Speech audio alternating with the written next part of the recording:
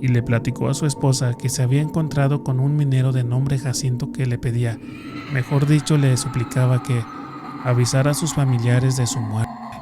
Relatos y leyendas de Fresnillo. Leyenda de Fresnillo, el minero que anunció su muerte.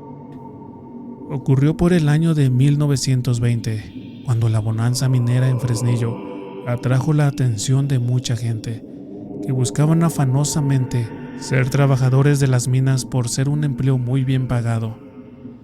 Personas llegaban de todas partes del país y fue cuando llegaron los estadounidenses a las minas del Cerro Proaño. Los de Fresnillo Company habían empezado en los jales de Santa Ana, y mi abuelo, de nombre Juventino, fue uno de los mineros contratado por los güeros. Él era de Guanajuato. Dicen que era uno de los buenos para sacar el metal, por eso le pagaban hasta en dólares. Con lo que ganaba logró hacer su casa por la calle del Codo. Desde sus grandes ventanales se miraba el Cerro Proaño. Se veía enorme porque habían pocas casas por el rumbo. En ese tiempo era común que los obreros más calificados cubrieran hasta 2 turnos, lo cual representaba para la empresa seguridad en la extracción del mineral de buena ley. Para el obrero le correspondía una jugosa ganancia por el tiempo extra. Pues bien, uno de esos días, lo que mi abuelo me contó, resulta que una oscura noche mi abuelo se dirigía a su casa luego de salir del turno de segunda. Recorría a pie las polvosas calles y callejones, cuya iluminación era base de los focos que la compañía minera instalaba en las esquinas. Siempre se hacía acompañar de varios obreros por su seguridad. El grupo se iba desgranando conforme cada quien iba llegando a su morada. Mi abuelo fue el último de ese grupo. El resto ya habían llegado a sus casas por el rumbo del Barreno. Otros más iban a la calle del Sulfato o hasta la colonia del Patrocinio, mejor conocida como La Esparza. Y como les decía, mi abuelo tenía su casa por el Codo. Bueno, cuando me contó el abuelo su experiencia, lo veía muy inquieto. A lo mejor se ponía algo nervioso. Era como si volviera a revivir lo que le pasó esa noche. Y su voz se le escuchaba entrecortada. Esa noche, cuando llegaba a su casa, lo hizo de una manera apresurada. Llegó agitadísimo, platicaba mi abuela Sofía, y decía que así se ponía cada vez que ocurría algún accidente en la mina.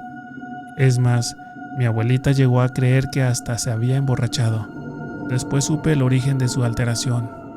Un día antes de esa inquietante noche, mi abuelo llegó a su hogar muy tranquilo, luego de haber terminado su jornada laboral, y le platicó a su esposa que se había encontrado con un minero de nombre Jacinto que le pedía, mejor dicho, le suplicaba que avisara a sus familiares de su muerte. Como era de esperarse, mi abuelo no le hizo caso y hasta pensó que Jacinto andaba tomado o quizás hasta marihuano. Decía don Juventino que había visto muy raro a Jacinto, que hasta lo notó muy pálido, como si anduviera gaseado o lleno de raspones en las manos. Creía que se había caído por la borrachera que se cargaba. Mi abuelo durante toda la noche no pudo conciliar el sueño, pues creía ver en todos los rincones a Jacinto pidiéndole que le avisara a sus familiares de su muerte. Finalmente llegó la luz del día siguiente. Mi abuelo se dirigió a su trabajo para cubrir los turnos convenidos, pero antes de eso se dirigió, dijo por mera curiosidad, a la casa de Jacinto, que estaba por el rumbo del Sulfato. Al llegar a ella, por poco y se desmaya, escuchó desgarradores gritos. Las mujeres lloraban desconsoladamente, los niños también. Mucha gente lo hacía, y ante sus incrédulos ojos veía a muchas personas correr de un lado a otro. Llevaban flores, otros rezaban, otros más sollozaban y apenas se oía lo que hablaban. Pero él escuchó claramente lo que decían, lo cual lo hizo estremecerse. Todos los presentes lamentaban la muerte de Jacinto. Se veían caras tristes por todos lados, las cuales giraban en torno al camastro sobre el cual yacía Jacinto sin vida. Había fallecido en un accidente en uno de los socavones de la mina al empezar el turno de tercera. El accidente ocurrió casi a la misma hora en que mi abuelo dice que se encontró a Jacinto. Mi abuelo decía que nunca se le olvidará esa triste noche, y mucho menos las siguientes, luego de comprobar que el minero le había anunciado su muerte casi al mismo tiempo en que sucedieron los trágicos hechos en uno de los socavones del Cerro Proaño.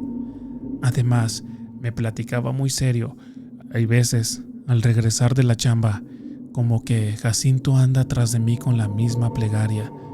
Otros trabajadores también han dicho que lo han visto por esas calles durante la noche, buscando quien le haga el favor de avisar a sus familiares de su fallecimiento. Comunidad, les agradezco mucho que hayan llegado hasta el punto de este video, ya que tu apoyo significa mucho para mí. También, si quieres darme propuestas de nuevos temas, puedes dejarlo en la caja de los comentarios, ya que estaré leyendo cada uno y también los estaré respondiendo. Muchas gracias.